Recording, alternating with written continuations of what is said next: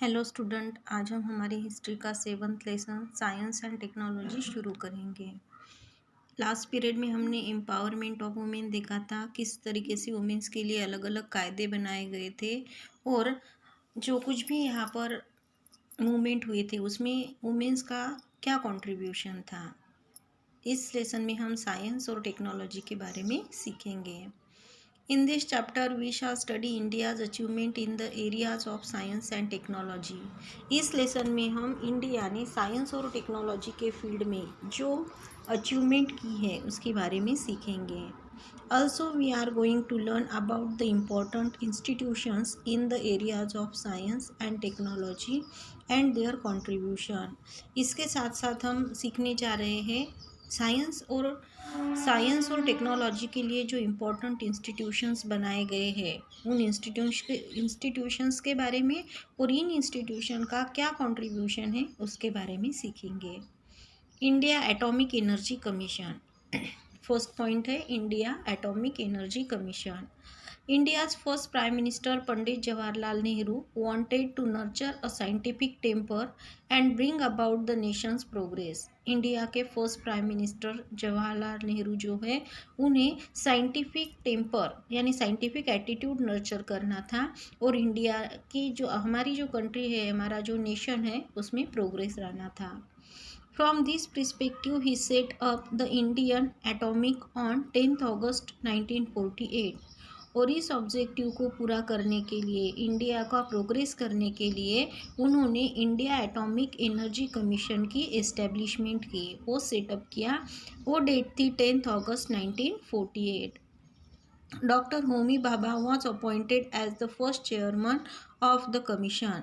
इस कमीशन के पहले चेयरमैन होने का सम्मान यहाँ पर डॉक्टर होमी भाभा को दिया गया। The objectives of the commission were to produce electricity from atomic energy. इस कमीशन का एम था कि इलेक्ट्रिसिटी को एटॉमिक एनर्जी का यूज करके एटॉमिक एनर्जी से इलेक्ट्रिसिटी प्रोड्यूस करना। Increase the yield of food grains and make them last longer. Food grains का जो प्रोडक्शन है उसे बढ़ाना और वो ज़्यादा समय तक कैसे अच्छे रहेंगे इसके लिए भी काम करना।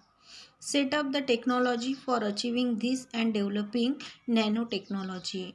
और ये सारे अचीवमेंट पूरे करने के लिए टेक्नोलॉजी सेटअप करना, ये इस कमीशन का काम था और उसके साथ साथ नैनो टेक्नोलॉजी को भी डेवलप करना था।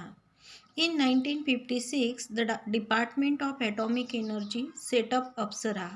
1956 में एटॉमिक एनर्जी के डिपार्टमेंट ने अप्सरा सेटअप किया। A nuclear reactor functioning on atomic energy. Apsara एक ऐसा न्यूक्लियर रिएक्टर था जो एटॉमिक एनर्जी पे फंक्शन करता था, एटॉमिक एनर्जी पे काम करता था।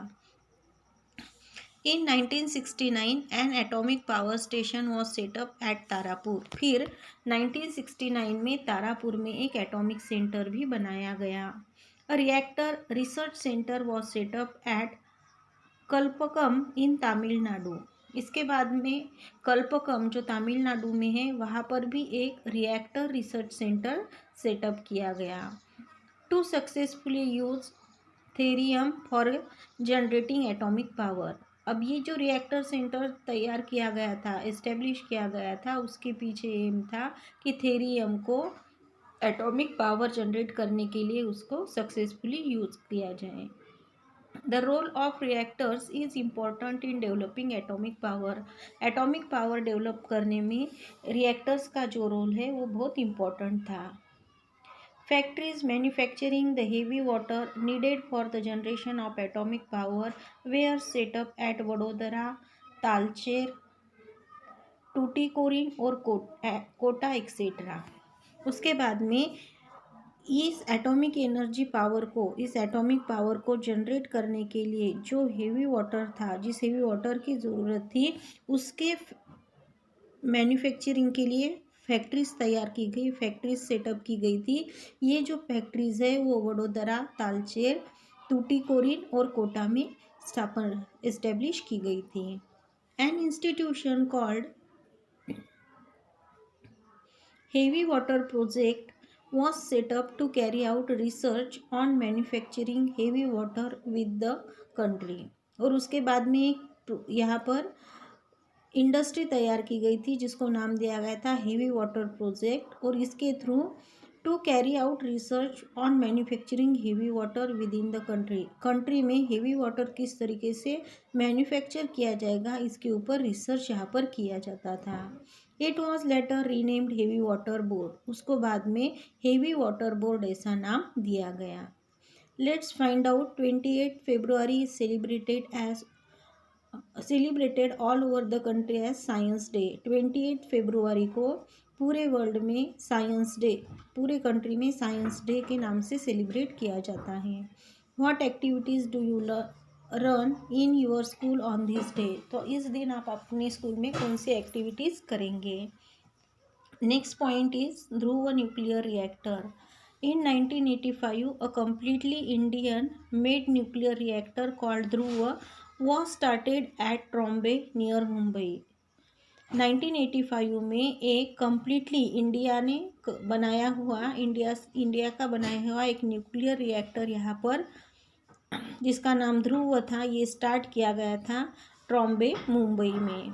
The Dhruv nuclear reactor uses uranium as fuel. ये ध्रुव न्यूक्लियर रिएक्टर जो है यूरेनियम को एज अ फ्यूल यूज कर रहा था। At this centre 350 radio active substances are produce. इस सेंटर में 350 रेडियो एक्टिव सब्सटेंसेस प्रोड्यूस किए गए थे। They are used in industry, agriculture and medicine, और ये इंडस्ट्री, एग्रीकल्चर और मेडिसिन में यूज किए गए। Nuclear power corporation of India LTD India, this company was set up in 1987 to generate electricity from atomic energy। ये company जो है वो nuclear power corporation of India, ये NPCIL, ये जो कंपनी है वो 1987 में इलेक्ट्रिसिटी जनरेट करने के लिए, एटॉमिक एनर्जी से इलेक्ट्रिसिटी जनरेट करने के लिए तैयार की गई। The objective of the company is to master and develop the technology to generate safe, cheap and environmentally profitable power and make the country self-sufficient। अब इस कंपनी का ऑब्जेक्टिव था to master and develop the technology, ऐसी technology develop करने के लिए, ऐसी technology के लिए मास्टर करने के लिए, to generate safe, cheap and environmentally profitable power, जो इन्वायरमेंट के लिए प्रॉफिटेबल, चीप और सेफ होगी ऐसी इलेक्ट्रिसिटी जनरेट करना। And make the country self sufficient, और इस तरीके से इलेक्ट्रिसिटी के लिए अपनी कंट्री को सेल्फ सफिशिएंट बनाना। Nuclear test, first nuclear test at Pokhran. India successfully performed her first nuclear test at Pokhran in Rajasthan on 18th May 1974 in consonance with the policy of using nuclear energy। India ने अपना सबसे पहला nuclear test जो है वो पोखरण राजस्थान में complete किया था। वो डेट थी 18 मई 1974 in consonance with the policy of using nuclear energy for peaceful purposes.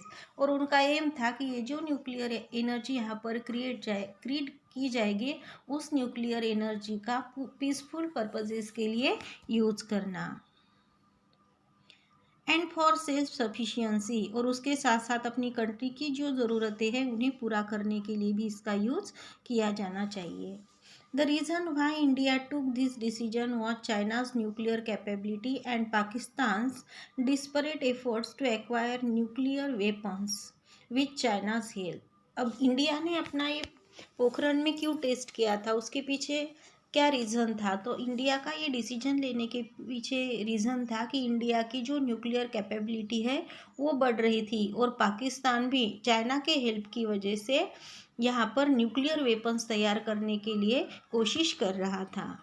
Doctor Homi Sethna, the chairman of the Indian atomic energy commission, and doctor Raja Ramanna, director of Bhabha atomic research centre, played a major role in conducting this nuclear test. इस nuclear test को conduct करने के लिए doctor Homi Sethna, जो यहाँ पर Indian atomic energy commission के chairman थे, और डॉक्टर राजा रामन्ना, जो यहाँ पर भाभा एटॉमिक रिसर्च सेंटर के डायरेक्टर थे, इन्होंने महत्वपूर्ण भूमिकाएं निभाई है। Prime minister Indira Gandhi took the decision of carrying out a nuclear explosion, और ये न्यूक्लियर एक्सप्लोजन कैरी आउट करने का decision prime minister Indira Gandhi ने लिया था। Pokhran was chosen on the basis of the required criteria for the location of the nuclear test, और इस nuclear test को पूरा करने के लिए यहाँ पर पोखरण, जो राजस्थान में है, इस एरिया को चूज किया गया था। और इसे चूज करने के पीछे जो रिक्वायर्ड क्राइटेरिया था न्यूक्लियर टेस्ट के लिए, उसके लिए पोखरण का लोकेशन परफेक्ट था। Far away from human settlement, क्योंकि ये ह्यूमन सेटलमेंट से बहुत दूर था। And no ground water reservoirs, यहाँ पर ग्राउंड वाटर रिजर्वर्स भी नहीं थे। Do you know, in 1974, when India carried out her first nuclear test at Pokhran, the USA refused to give India the technology for defense-related fields such as space research, communications and missile development.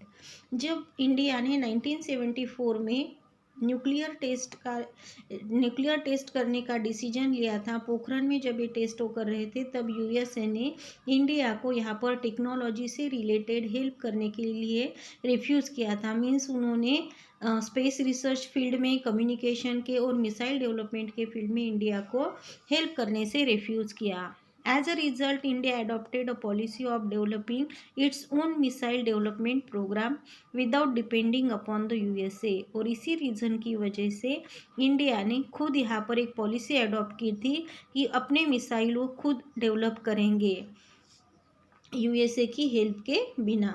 Thus, India joined the rank of nations like the USA and USSR, France, China and Germany, who had their own missile program, और इस तरीके से India जैसे USA, USSR, France, China और Germany, जिन्होंने अपने खुद के मिसाइल प्रोग्राम यहाँ पर तैयार किए थे, उनकी रैंक में आ गया। Second nuclear test.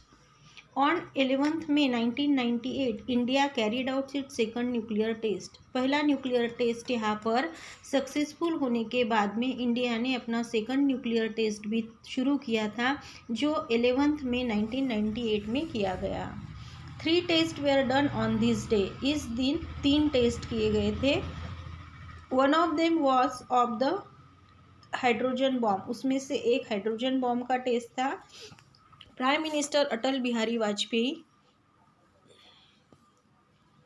assured that there would be no first use of nuclear weapons by India, और ये टेस्ट लेते वक्त प्राइम मिनिस्टर अटल बिहारी वाजपेयी ने एश्योर किया था कि इंडिया कभी भी युद्ध में सबसे पहले न्यूक्लियर वेपन्स का यूज़ नहीं करेगा। But the USA impose economic sanctions on India immediately, लेकिन फिर भी अमेरिका ने यहाँ पर इंडिया के ऊपर इकोनॉमिक सैंक्शंस इम्पोज किए थे, लादे थे।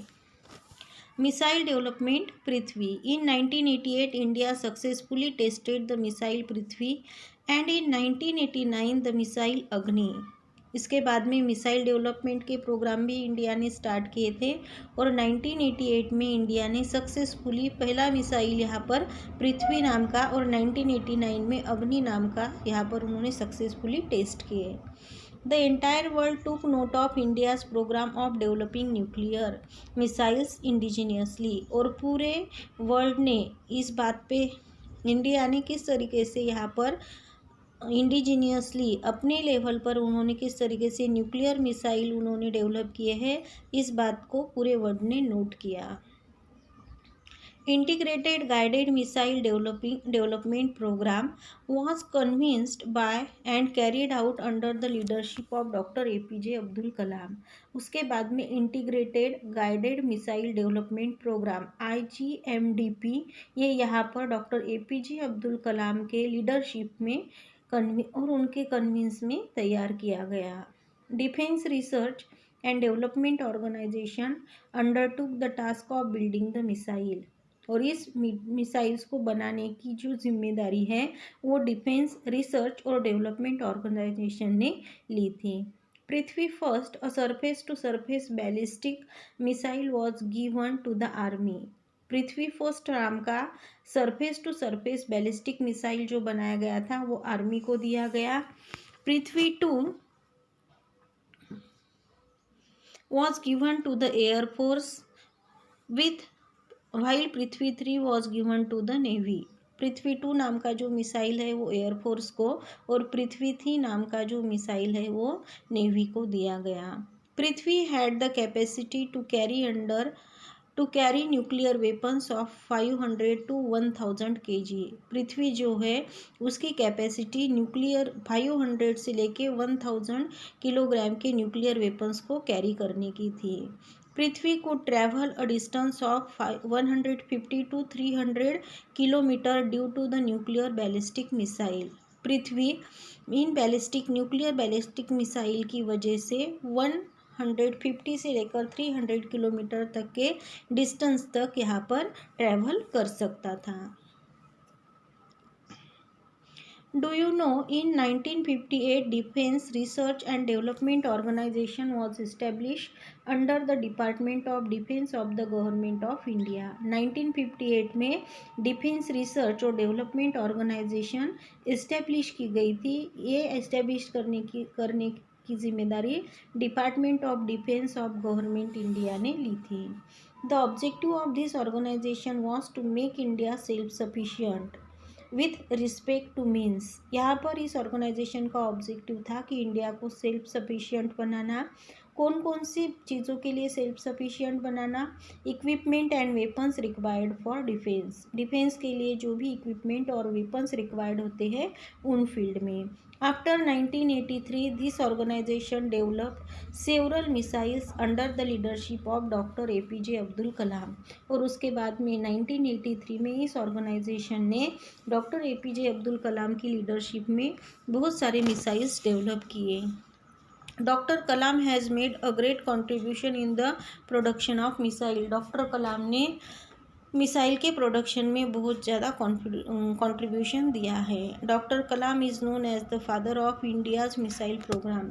डॉक्टर कलाम को इंडिया के मिसाइल प्रोग्राम के फादर इस नाम से जाना जाता है। ही is also referred to as the missile man of India. उन्हें इंडिया के मिसाइल मैन ऐसे भी कहा जाता है। And we will learn the next part in our next period.